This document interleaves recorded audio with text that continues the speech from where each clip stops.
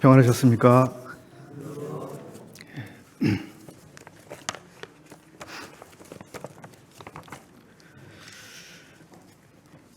이 시간에 청년들이 MT 장소에서 또 하나님의 말씀을 듣고 또 예배도 드리겠습니다. 우리가 마음으로 또 함께 해주시면 감사하겠고요.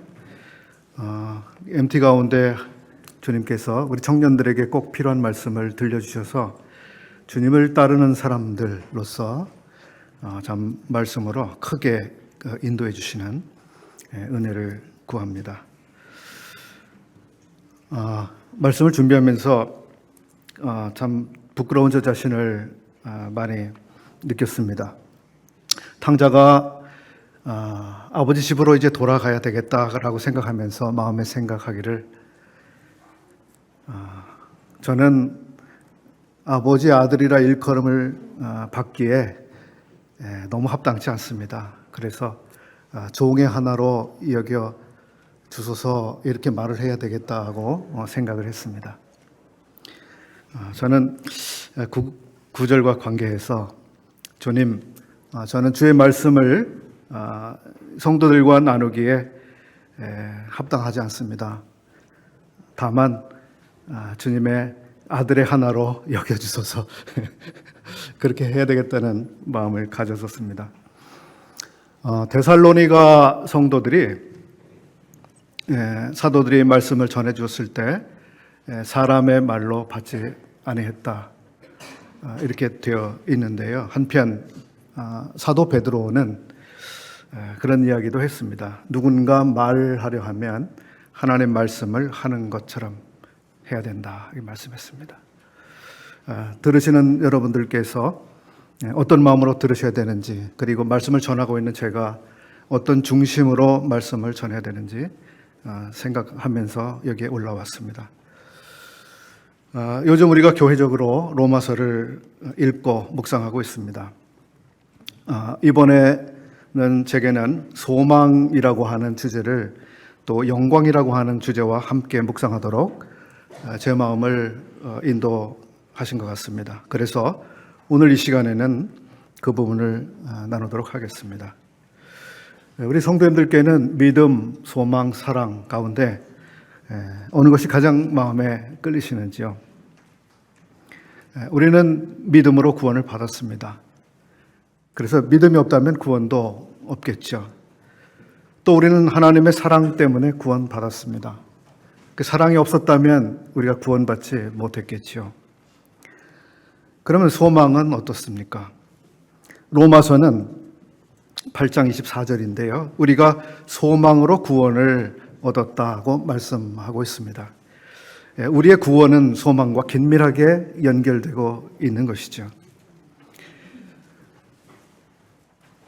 믿음과 사랑이 이미 우리를 구원하신 이 구원과 관계되어지고 있고, 한편 또 현재 우리 삶에서 이루어지고 있는 구원과 관계가 되고 있다면, 소망은 현재 우리의 삶에서 경험되고 있는 구원과 장래에 완성될 구원과 관계가 있다고 생각이 됩니다.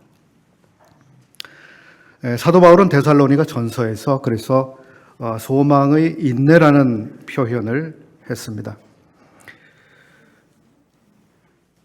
로마서 8장 24절에는 이런 기록을 주고 있습니다. 우리가 소망으로 구원을 얻었음에 보이는 소망이 아니니 보는 것을 누가 바라리요? 만일 우리가 보지 못하는 것을 바라면 참음으로 기다릴지니라. 그렇습니다.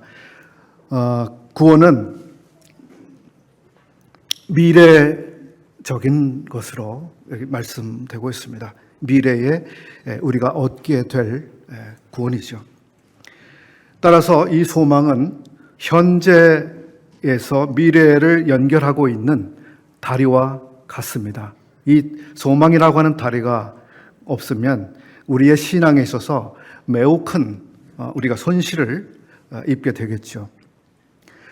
우리는 이 소망의 다리를 망각한 가운데 오늘 우리의 신앙 생활을 하게 된다면 우리는 매우 불리한 입장에서 신앙생활을 하고 우리의 현재 삶에서 신앙생활의 방향성을 잃어버리게 되거나 또는 매우 무익한 우리의 인생들을 보내게 될 것 같습니다. 이런 비유를 하나 들어보겠습니다. 지금 봄입니다. 봄은 무엇을 하는 계절이지요? 씨앗을 뿌리고 무엇을 심는 계절입니다. 봄에 그것을 하지 않으면 우리는 거둬야 될 때 거둘 수 없는 사람들이 되고 마는 것이죠. 저는 어렸을 때 시골에서 자라났고요. 이 철에 여러 가지를 심었었습니다. 그 중에 하나가 감자였습니다. 감자를 4토막 혹은 5토막으로 내서 그 씨눈을 따라서 이렇게 칼로 조각을 만들죠. 그 씨눈이 닫히면 거기에서 감자가 싹이 나오지 않기 때문에 반드시 씨눈을 중심으로 이렇게 여러 토막을 낸 다음에 그 씨눈이 위로 향하도록 해서 흙을 덮어서 심게 됩니다. 근데 이 감자는 언제 심어야 될까요? 3월 중순부터 4월 초까지 감자를 심습니다. 지금 감자를 심으면 어떻게 될까요? 이미 늦었습니다. 이젠 심을 수 없습니다. 심어야 되는 알맞은 시기가 있고요. 또 심어도 아무 소득이 없는 그런 농사가 될 수도 있습니다. 옥수수는 언제 또 심어야 될까요? 옥수수도 벌써 심었어야 되시겠죠. 만약에 그 시기를 놓쳐서 뒤늦게 그걸 심는다면 어떻게 될까요? 열매가 열리지 않고요. 그냥 줄기만 높이 올라가는 식물이 되고 마는 것이죠. 우리의 인생에 있어서 이 봄철, 우리 인생의 봄에 무엇을 심어야 할 것인가 하는 것은 이런 점에서 매우 중요한 것이고요. 우리의 호흡이 다하는 그 날, 그 전까지 우리가 심어야 하는 것들이 있습니다. 최근에 제가 어떤 아이들의 출생을 생각하면서 또 어떤 찬양 가사도 떠오르면서 그런 생각을 했습니다. 우리가 이 세상에 태어나서 첫 번째 호흡을 하는 순간이 있습니다. 호흡이 무엇인지 아시죠? 호가 뭐죠? 호. 숨을 푹 내쉬는 게 호죠. 흡은 뭐죠? 공기를 훅 들이마시는 게 흡입니다. 그래서 들숨과 날숨, 숨을 내보내고 마시는 이 호흡이잖아요. 아기가 이 세상에 처음 태어나서 첫 번째 호흡을 하는 순간이 있습니다. 언제죠? 아기가 엄마 뱃속에 탁 꺼내지면 거기서 아기가 으앙 하고 울면서 첫 번째 이 세상의 공기를 확 들이마시는 첫 번째 순간이 찾아옵니다. 아, 이 세상의 공기는 이렇구나. 맛보는 순간이죠. 그리고 그렇게 시작된 호흡은 맞춰지는 때가 옵니다. 언제죠?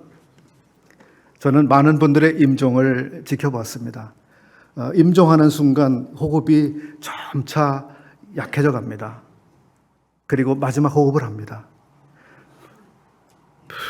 하고 들릴 정도는 아니고요. 아주 호흡하는, 내뿜는 양도 굉장히 적은 양을 내뿜으면서 더 이상 숨을 쉬지 않습니다.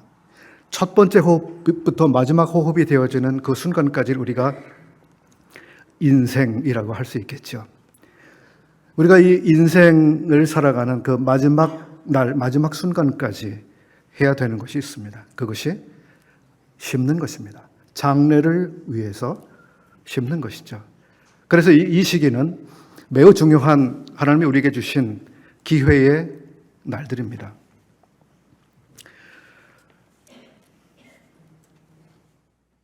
사도 바울은 이런 말씀을 했습니다. 별과 별들의 영광이 다른 것처럼 성도들에게 허락되어질 미래가 다 똑같지는 않습니다. 이런 이야기를 고린도전서에서 했습니다. 우리가 다 구원을 받았습니다. 다 하나님의 나라에 들어가겠지요. 또 일정 부분 하나님의 유업을 상속받겠지요. 그러나 그 영광의 정도는 다를 것임을 사도는 분명하게 가르치셨습니다.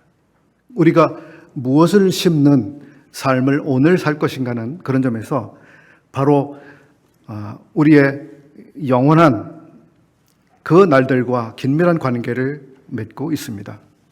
달리 말씀드리면 오늘이라고 하는 날들은 장래에 나타날 영광과 이 톱니바퀴처럼 맞물려서 돌아가고 있습니다. 우리가 오늘날 이 톱니바퀴를 어떻게 돌리는가 하는 문제는 그래서 대단히 중요합니다. 아까 말씀드린 것처럼 오늘 소망과 영광을 함께 생각해 보려고 한다고 말씀을 드렸는데요. 영광이라고 하는 것에 대해서 우선 그 의미를 조금 생각해 보겠습니다. 영광이라고 하는 말이 무슨 의미일까요? 사회적으로 우리가 영광이라고 하는 말을 생각하면 그것은 다른 사람들보다 탁월하게 성공한 사람들이 누리는 영예라고 설명할 수 있을 것입니다. 구약 성경에서 하나님의 영광이라고 하는 말을 그 원어를 통해서 우리가 생각해 보면 그것은 영예, 풍부를 의미하고 있고 또는 무겁다 또는 존경하다, 영화롭다라고 하는 의미를 가지고 있습니다. 신약 성경에서는 이 영광이라고 하는 말을 사용된 의미를 보면 그것은 광채, 영광, 명성, 그리고 동사 형태로는 영화롭게 한다, 칭찬하다, 찬양하다라고 하는 의미를 가지고 있습니다. 자, 여러분 영광 받고 싶으신가요? 안 받고 싶으신가요? 하나님께서는 최고의 영광 가운데 계신 분이시죠. 그분께서는 창조하신 세계를 통해서 그분이 얼마나 영광스러운 분이신지를 나타내셨습니다. 그래서 시편 19편 1절은 이런 말씀을 하고 있습니다. 하늘이 하나님의 영광을 선포하고 궁창이, 즉 하늘이 그의 손으로 하신 일을 나타내도다. 우리 하나님이 지으신 이 세계를 보면서 하나님께서 얼마나 놀라우신 분인지, 우리의 상상과 생각을 초월하시는 어마어마한 분이신지를, 또 그분의 지혜와 그분의 능력과 그분의 솜씨와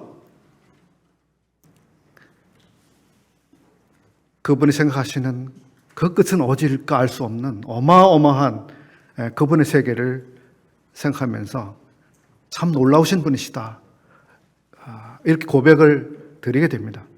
찬양하는 것이고 영광을 돌려드리는 것이죠.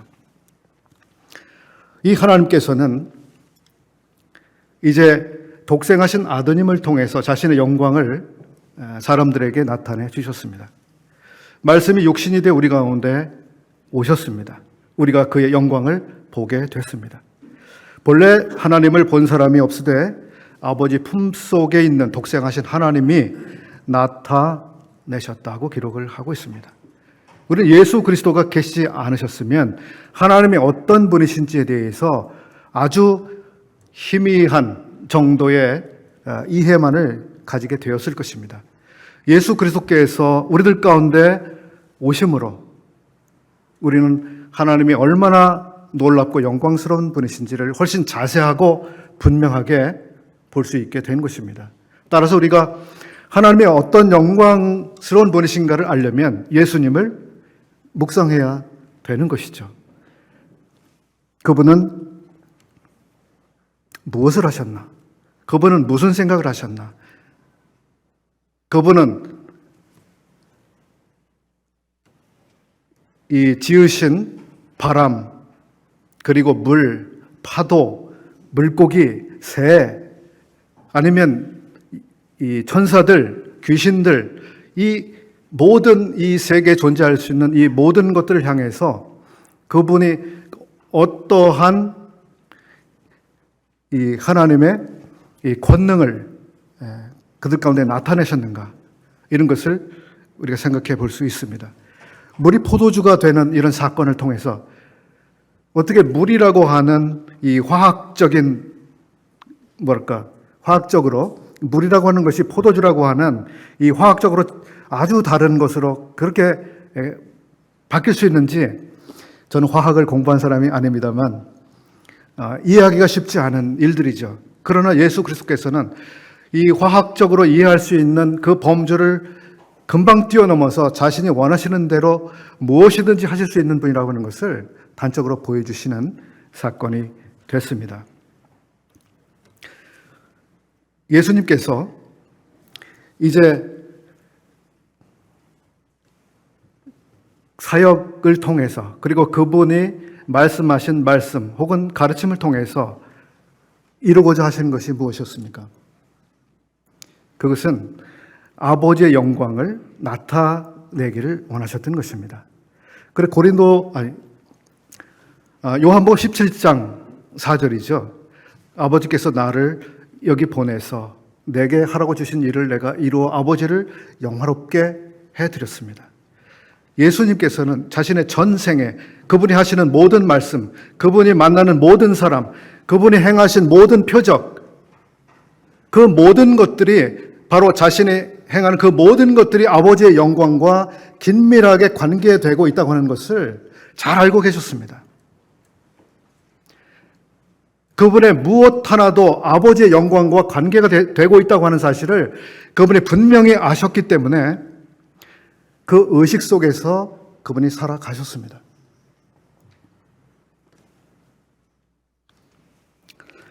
우리 주님께서 아버지께 영광을 돌리는 일에 항상 마음을 두고 살아가셨는데요.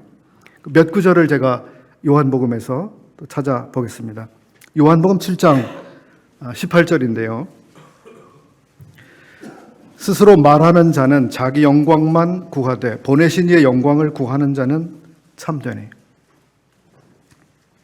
여기는 예수 그리스도께서 말씀하시는 그 모든 것들이 아버지의 영광과 관계가 되고 있고요. 자신이 하시는 그 모든 말씀들은 아버지의 영광을 위해서 그렇게 하고 있음을 말씀하신 것이죠. 11장 4절에서는 이런 말씀을 하고 있습니다. 예수께서 들으시고 이르시되 이 병은 죽을 병이 아니라 하나님의 영광을 위함이요 라고 말씀하고 있습니다. 나사로의 병을 고쳐주신 그 사건, 그것은 단순히 어떤 사람을 불쌍히 여긴 사건, 누군가를 사랑한 사건, 누군가의 질병을 고쳐준 사건이 아니라 그 질병, 죽은 사람을 다시 살리는 그 일을 통해서 아버지께서 받으실 그 영광스러운 일이라고 하는 것을 우리 주님은 생각하신 것입니다. 우리는 때때로 병든 분들을 위해서 기도합니다. 그리고 병든 분들 본인도 얼마나 간절하게 기도하시겠습니까? 그것이 하나님의 영광과 어떻게 관계되고 있다고 하는 것을 우리가 생각하면서 기도한다면 훨씬 더 아름다운 하나님 받으실 만한 그런 것들이 될 수 있겠죠. 요한복음 14장 13절 말씀은 또 이런 말씀을 하고 있습니다. 너희가 내 이름으로 무엇을 구하든지 내가 행하리니 이는 아버지로 하여금 아들로 말미암아 영광을 받으시게 하려 함이라. 이것은 우리의 기도 생활과 관계가 되고 있는 부분이죠. 우리가 기도할 때 그 기도에 응답을 해주시는 우리 주님께서 영광을 받으시게 됩니다. 그리고 예수 그리스도께서 받으신 영광을 통해서 아버지께서 영광을 받으시게 된다고 하는 사실을 우리가 여기서 보는 것이죠.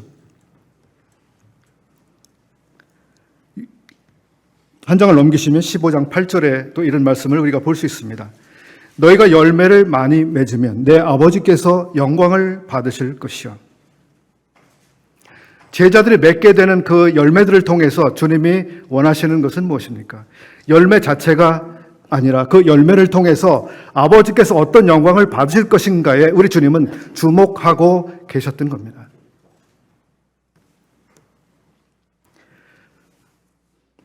이런 말씀들을 통해서 우리는 우리 주님께서 항상 아버지께서 영광을 받으시는 그러한 데 마음을 두고 행하신 것을 우리가 볼 수 있고요. 또 그렇게 가르치신 것을 배울 수 있습니다.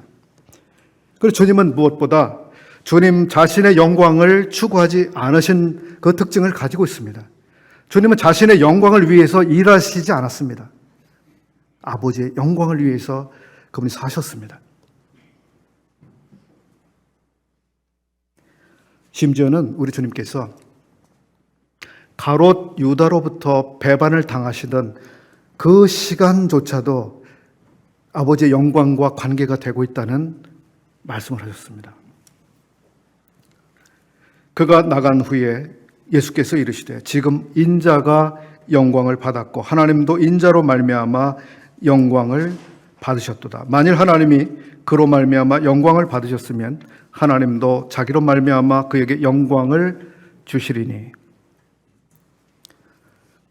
가룟 유다가 예수님을 배반하려고 떠나갔습니다.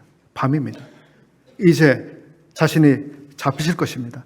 이 사건을 앞에 두고 자신이 배반당할 그 일이 지금 바로 눈앞에 닥쳐왔는데 주님, 영광스러운 시간이 다가오고 있습니다.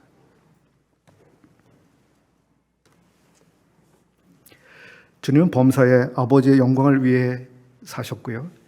글쎄요, 그랬기 때문인지 사도 바울은 고린도 성도들에게 이런 이야기를 했습니다. 너희가 먹든지 마시든지 무엇을 하든지 하나님의 영광을 위하여라. 먹든지 마시든지, 먹는 문제, 마시는 문제, 얼마나 일상적인 일이고 사소해 보이는 일들입니까? 그게 하나님의 영광과 관계가 있을까요? 관계가 있다고 말씀하고 있습니다. 우리의 범사를 하나님의 영광과 관련 짓는 것은 아주 자연스럽고 당연한 것이라고 사도는 말해주고 있습니다. 그러니 우리가 누군가와 대화하고 누군가에게 무엇을 전해주고 누군가에게 무엇인가를 선물하고 누군가의 마음을 위로해주고 우리가 무엇인가를 계획하고 행동할 때 그게 어떻게 하나님의 영광과 무관한 것이 될 수 있겠습니까? 사도 바울이 고린도 성도들에게 이 말씀, 너희가 먹든지 마시든지 무엇을 하든지 그게 다 하나님의 영광과 관련이 있다라고 하는 그 말씀을 하실 때 고린도 교회의 상태가 어떠했는지 우리가 한번 생각을 해보겠습니다. 고린도 교회가 어떤 교회였는데 지금 그런 말씀을 하고 있었습니까? 고린도 교회는 예수님께서 자신들을 위해서 죽으신 그 십자가에 대해서 거의 아는 게 없는 성도들이었습니다. 예수님의 십자가가 우리들의 삶에 무엇을 의미하는지 그들은 배우지 못하고 있었습니다. 예수님의 십자가 때문에 우리가 구원받았습니다.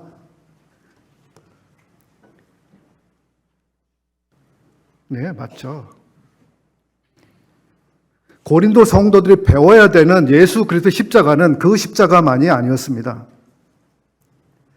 그들은 예수님의 십자가를 배우지 못했기 때문에 그들은 누군가에게 어떤 사람들 리더를 따라가면서 우리 라인이 최고야. 우리 쪽으로 들어와. 편을 가르고 줄서기를 하고 성령의 전인 몸을 함부로 사용하면서 그러면서도 그걸 뻔뻔스럽게 떠벌리는 사람들도 있었고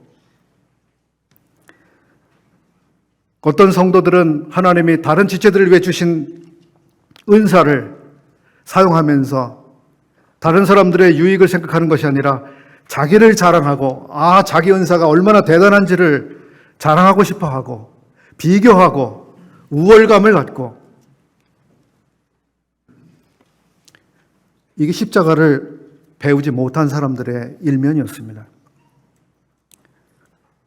믿음이 연약한 지체들에 대해서 배려하는 마음도 없고 자기 믿음은 대단하다고 자랑을 하고 가난한 성도들 앞에서 자기 음식을 배불리 먹고 공식 집회나 예배에서 아주 무질서하고 혼란스럽게 하면서 때론 부도덕한 상태로 만찬에 참여하기도 했습니다.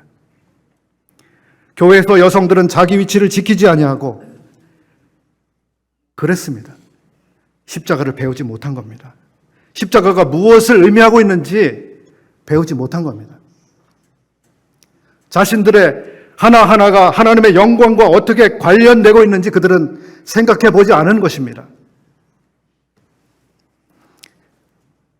되짚어서 우리를 살펴보아야 되는 부분들이 많이 있는 것입니다. 하나님께서는 그들 가운데서 어떤 영광을 받으셨을까요?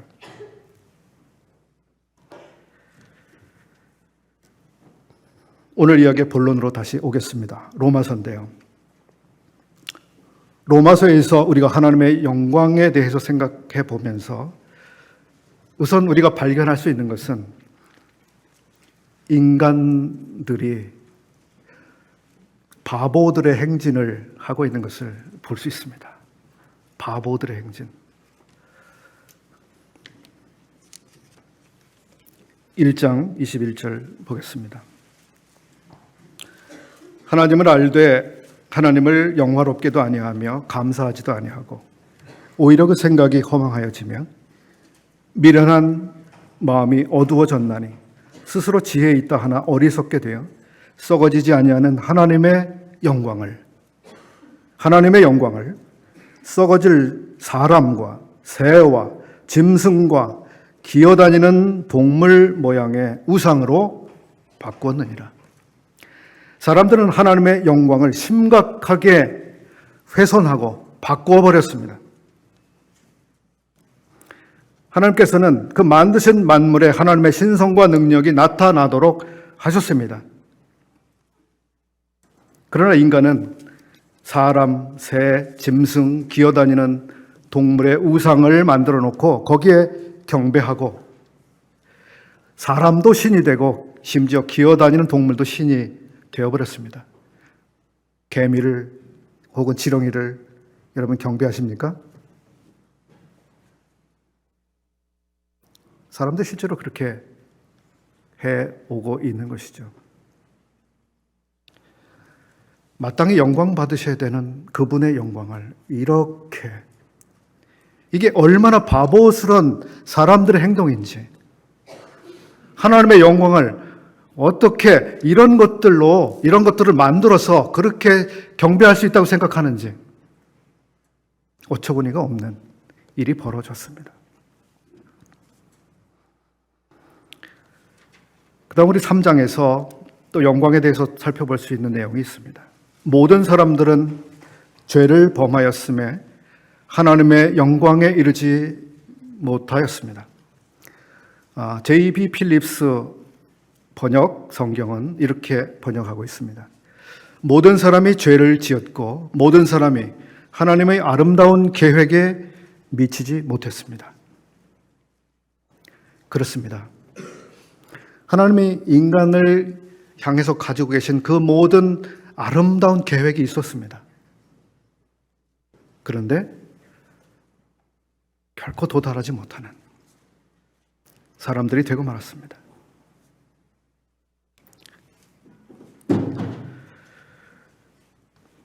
하나님께서 사람의 몸으로 이 세상에 오셨을 때 그분께서 보신 것은 하나님의 영광과 관련해서 사람들이 너무 바보 같은 행동을 하고 있다고 하는 이것을 보셨습니다. 그 가운데 또 다른 일면을 우리가 볼 수 있는데요. 요한복음 5장 44절 말씀을 읽어드리겠습니다. 너희가 서로 영광을 취하고 유일하신 하나님께로부터 오는 영광은 구하지 아니하니 어찌 나를 믿을 수 있느냐. 여기 사람들은 헛된 영광에 매달리고 있습니다. 그건 진짜 영광이 아니고 껍데기 뿐인 영광이고 영광스러워 보이지만 아무 가치도 없는 영광인데 사람들이 거기에 매몰되고 있고 그걸 잡으려고 달려가고 있고 그러고 있는 것입니다.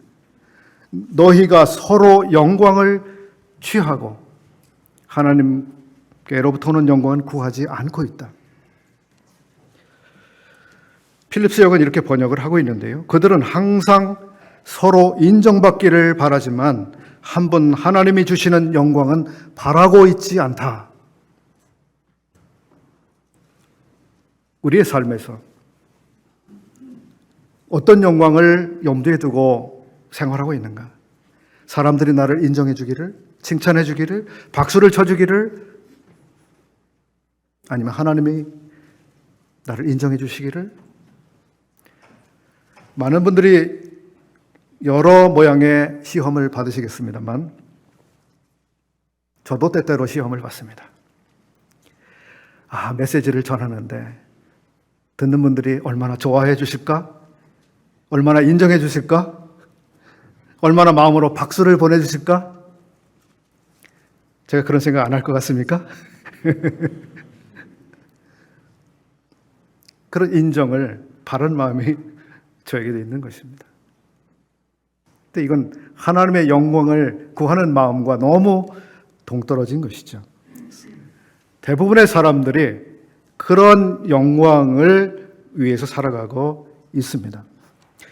요한복음 12장 42, 43절도 보겠습니다. 그러나 관리 중에서도 그를 믿는 자가 많되 바리새인 때문에 드러나게 말하지 못하니 이는 출교를 당할까 두려워함이라. 그들은 주님을 믿고 있는 고위 관리들이겠죠. 그들은 사람의 영광을 하나님의 영광보다 더 사랑하였더라. 그들은 하나님의 인정보다 사람의 인정을 받는데 더 관심이 있었다라고 하는 것입니다. 사람들에게 영광을 받으려 하는 이것은 헛된 영광을 추구하는 것입니다. 우리가 누구의 인정을 받으려 하고 누구의 칭찬을 받으려 하는지 하는 것에서 내가 바보인지 바보가 아닌지 결정이 나는 겁니다. 사람들은 바보의 길을 걸어갔습니다. 영광에 있어서. 또한 하나님께 영광 받는 것과 사람에게 칭찬받는 것 사이에 문제도 있지만 또 이런 면도 있습니다. 일시적인 영광을 위해서 영원한 영광을 놓치는 것 또한 바보 같은 짓입니다. 우리는 솔로몬이 이 땅에서 누린 받은 영광이 얼마나 대단한지 알고 있습니다. 대단한 영광의 사람이었죠. 그렇지만 풀처럼 그의 영광이 시들어 버렸습니다. 느부갓네살 왕이 바벨론 제국이라고 하는 어마어마한 제국을 건설하고 영광을 누렸습니다. 그걸 하루아침에 풀을 뜯어먹는, 그리고 밤이슬을 맞고 사는 사람이 됐습니다.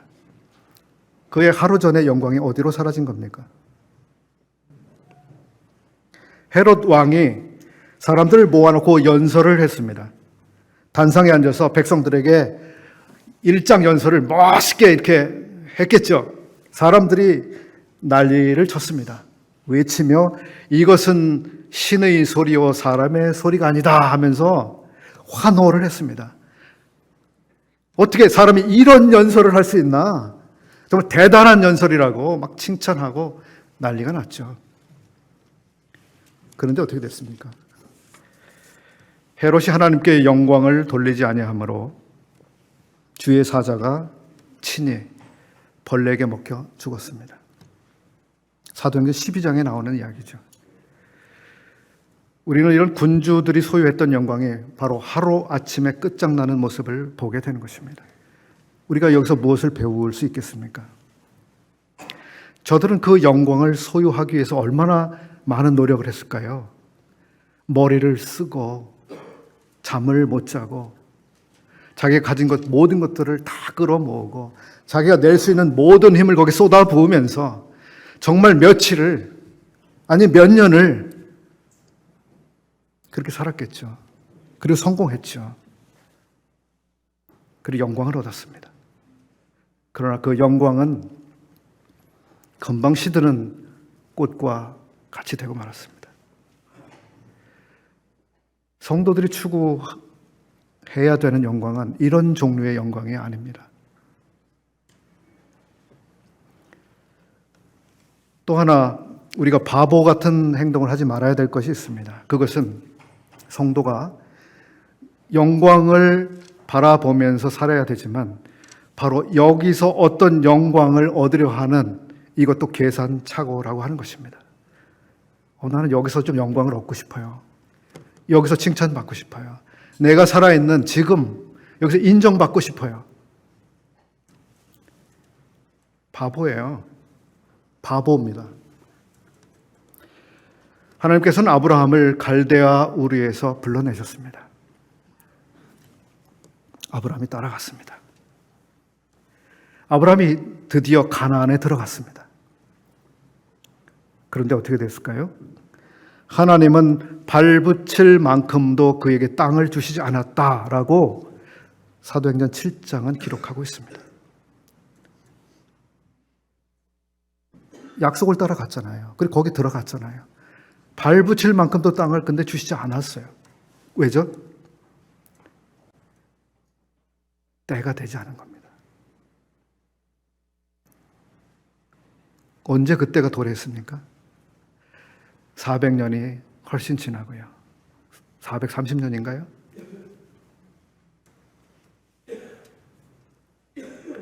지금 하나님께서는 성도들에게 이 땅에서, 여기서 발붙일 만큼도 영광을 우리에게 주시는 그런 하나님이 아니십니다. 때때로 부분적으로 우리가 박수도 받고 인정도 받겠죠.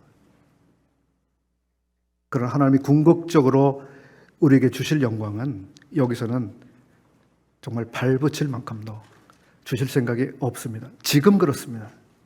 그건 장래에 속한 것입니다. 그런데 우리는 조바심을 내죠. 하나님, 제가 여기서 좀 영광을 받고 싶습니다. 주님께서 성도들에게 약속하신 영광은 이런 특징들을 가지고 있습니다. 첫 번째, 그것은 사람의 칭찬이 아니라 하나님의 인정과 칭찬입니다. 두 번째, 그것은 일시적인 명예와 존귀가 아니라 영원한 것입니다. 세 번째, 그것은 우리가 여기서 무엇을 심었느냐와 관계가 되는 것입니다. 네 번째, 그것을 얻기 위해서는 우리는 여기서 어려운 시간들을 인내해야 한다는 것입니다.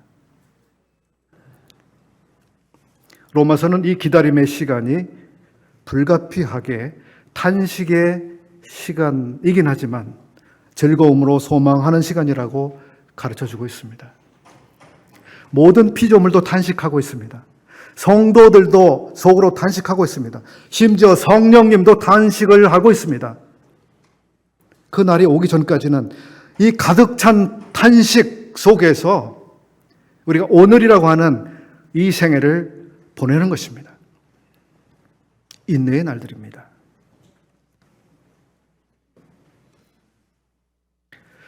우리는 그리스도의 고난에 참여해야만 그리스도의 영광에도 참여할 것입니다. 로마서 8장 17절 말씀인데요.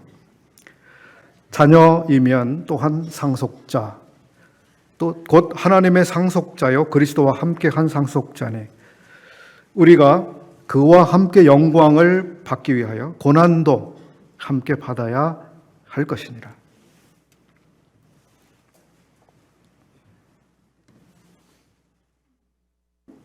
예수님의 삶에서 특징이 그것이잖아요.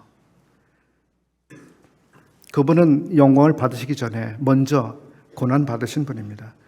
우리가 그런 패턴을 따라서 우리가 장래에 주님과 함께 영광을 받기 위해서 지금 고난을 받아야 된다고 하는 것은 아주 자연스러운 이치입니다. 그런데 또 하나는 8장 18절인데요. 우리가 지금 받게 되는 고난은 나중에 받게 될 영광에 비하면 아주 가벼운 것이라고 하는 것입니다. 생각컨대 현재의 고난은 장차 우리에게 나타날 영광과 비교할 수 없도다. 저는 우리 성도님들이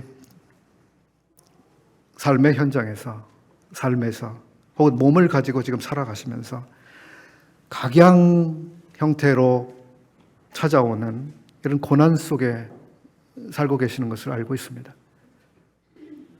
정말 힘든 인생이죠.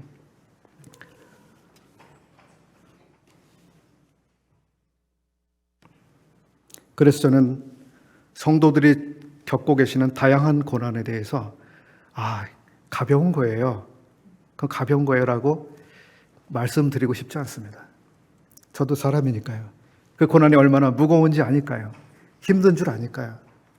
가볍다고 말씀드리고 싶지 않습니다. 그러나 장차 우리가 받게 될 영광과 비교하면 그것은 가벼운 것이라고 이 사도는 우리에게 말씀해주고 있는 겁니다.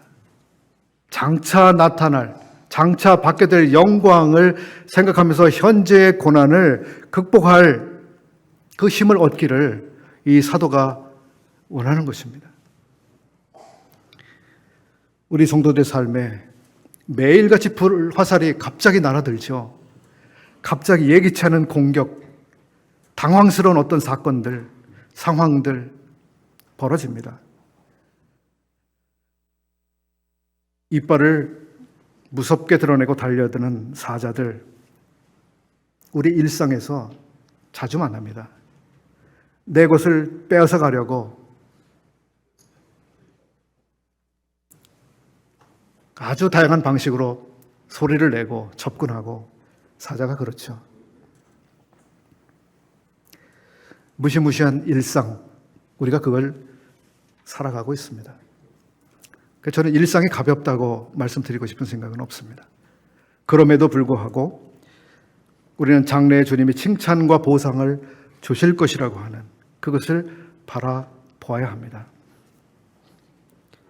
한편 고린도후서 4장 17절은 이런 말씀을 하고 있습니다.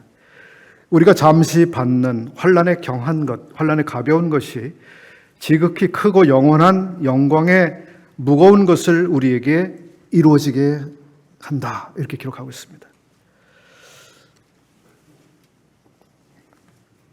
지금 받는 환난은 가벼운 것인데요, 하나님께서는 이 가벼운 것을 사용해서 아주 묵직하고 중요한, 대단히 가치 있는 것을 만들어가고 계신다고 하는 것입니다.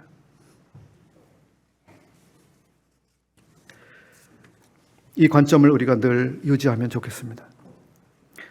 그 다음으로 우리는 바로 오늘이라고 하는 이 날을 즐거움으로 기다릴 수 있다고 하는 것입니다. 로마서 5장 1절 2절인데요.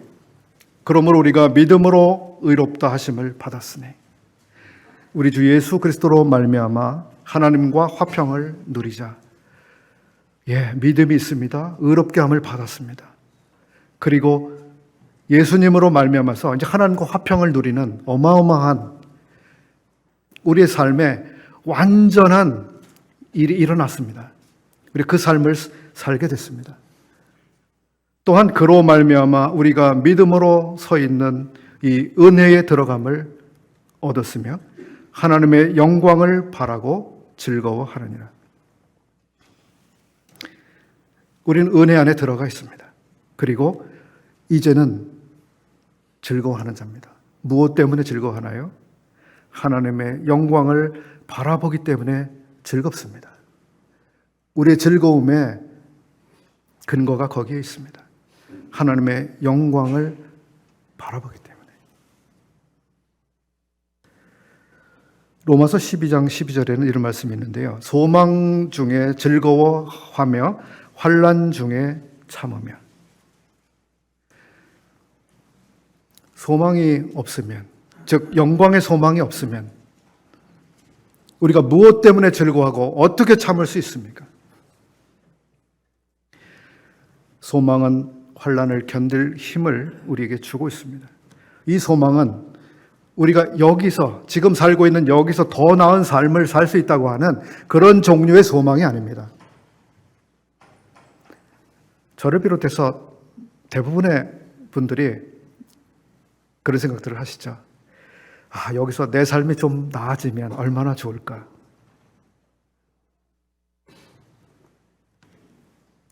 자연스러운 생각일 수도 있습니다만, 그러나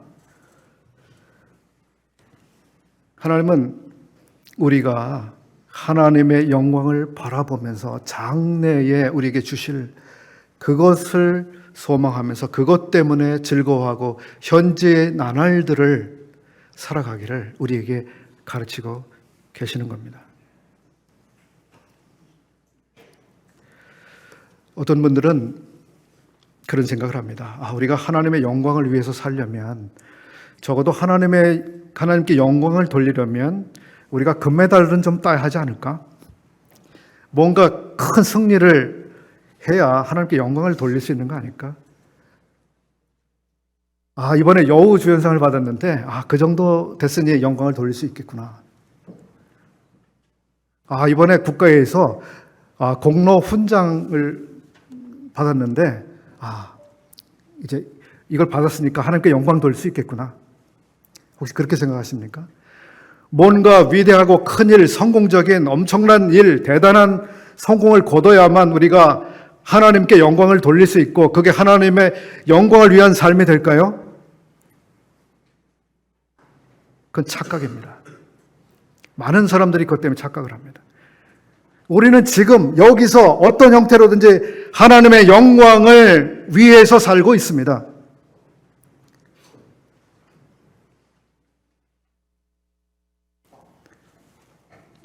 예수 그리스도께서 아버지의 영광을 위해서 그렇게 살아가셨을 때 그분은 심지어 자신이 사람들에게 배반을 받고 지금 팔리는 그런 상황 속에서도 이게 하나님께 영광이 된다고 하는 그 생각을 갖고 계셨습니다.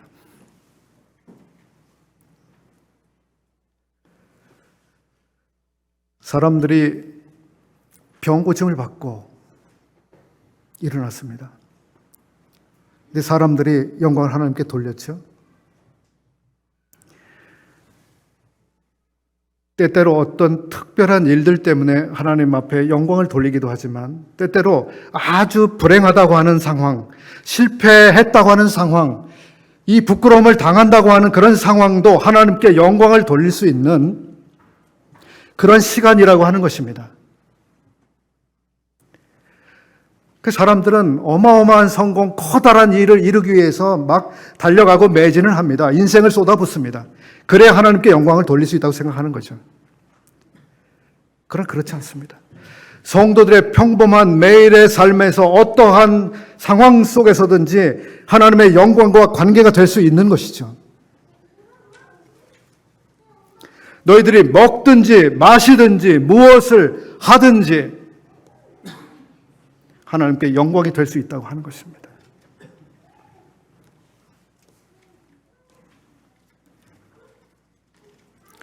어떤 분들은 고칠 수 없는 병, 나사로 사건처럼, 그래서 결국 죽었죠, 나사로가. 그리고 그가 다시 살아나는 사건이 일어났습니다.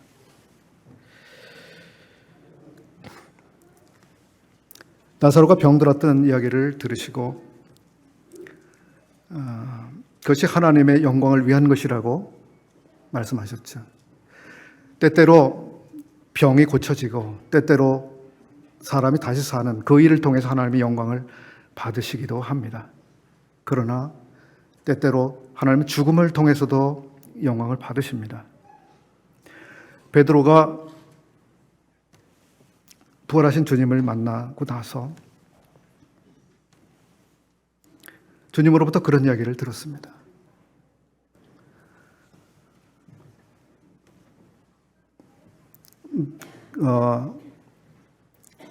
나중에는, 지금은 네가 네 마음대로 다니지만 나중에는 네가 원하는 대로 다닐 수 없고 누군가 너를 묶어서 네가 원치 않는 곳으로 데려갈 것이다. 그 죽음을 염두에 둔 것이라고 사도 요한은 말하고 있죠. 그러면서 베드로가 어떠한 죽음으로 하나님께 영광을 돌릴 것을 말씀하신 것이었다고 기록하고 있습니다. 우리는 살아서도 주님께 영광을 돌릴 수 있고요. 죽음을 통해서도 영광을 돌릴 수 있습니다. 어떤 죽음을 죽을 것인가? well-being, well-dying, 많은 이야기들이 이 세상에 떠돌아다닙니다만 무엇이 잘 죽는 죽음입니까?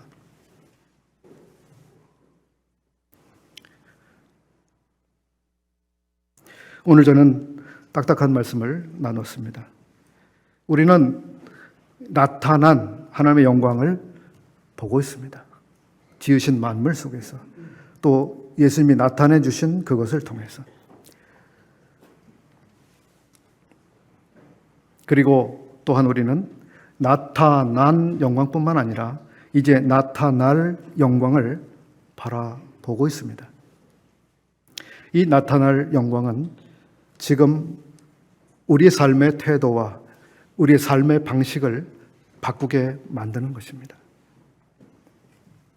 헛된 영광을 추구하면서 살지 않게 만드시는 것이고요. 헛된 영광을 위해서 서로 시기하고 다투지 않게 하는 것입니다. 우리는 영광의 무거운 것을 이루시기 위해서 환난의 가벼운 것들을 사용하시는 하나님의 의도를 이해할 수 있게 됐습니다. 그래서 고통스러운 경험들을 충분히 인내할 수 있는 힘을 얻습니다.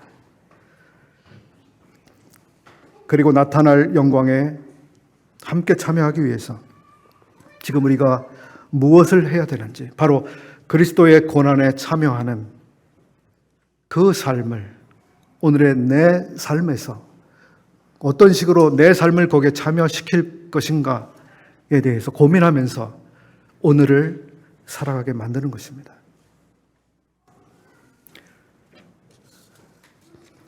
요즘에 성도님들이 여러 가지로 혼란을 많이 느끼시겠습니다만 저도 많은 혼란을 느끼는 것이 있는데요. 그것은 오픈 AI인가요? 오픈챗 AI, 그것이 얼마 전에 소개되면서 난리가 났습니다. 더 이상 인간이 필요 없는 세상이 올 것 같은 위기감이 느껴지고요. 그런 AI들이 주인 노릇을 하면 우리와 같은 사람들은 어디 변방으로 쫓겨날 것인가 이런 생각을 하면서 우울한 생각도 들고 걱정도 많이 되기도 하는 그런 시기이기도 합니다. 이런 우리를 혼란케 하는 여러 가지 이유 속에서 그러나 우리는 하나님의 영광, 장래에 나타날 그 영광을 바라보면서 바로 오늘의 우리의 삶을 또 영원한 영광과 관계 지으면서 충실하게 살아가는 것, 이것이야말로 최선이고 그리고 완전한 답이며 우리를 바보가 되게 하는 것이 아니라 우리로 지혜로운 오늘의 삶을 살게 하는 것이라고 하는 것을 다시 한번 우리 성도님과 함께 생각해 보고 싶습니다. 기도하고 마치겠습니다.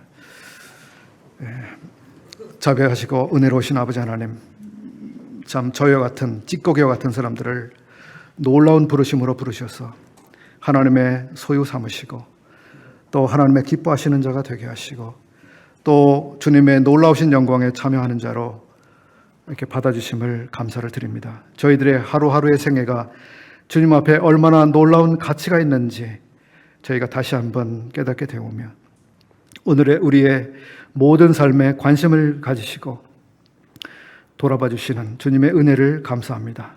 우리가 주님을 위해서 특별한 것을 또 많이 성공적으로 하지 못할지라도 주님, 우리의 사소한 것 하나하나 속에서도 참 주님 영광 받으시기를 기대하시며 바라보시는 이 놀라운 은혜에 대해서 감사를 드립니다. 이때에 저희들의 마음과 생각을 지켜주셔서 자, 우리가 무엇을 하든지 하나님의 영광을 생각할 수 있도록 도와주시고 우리의 환난이나 여러 가지 고난 속에서도 참 주님, 우리의 이 가벼운 것들을 기꺼이 사용하셔서 놀랍고 중요한 그리고 무거운 것들을 기꺼이 이루시는 하나님의 손길에 우리 자신을 의탁합니다. 허락하신 은혜의 말씀을 주께 감사하며 우리 주 예수 그리스도의 이름으로 기도드립니다. 아멘. 감사합니다.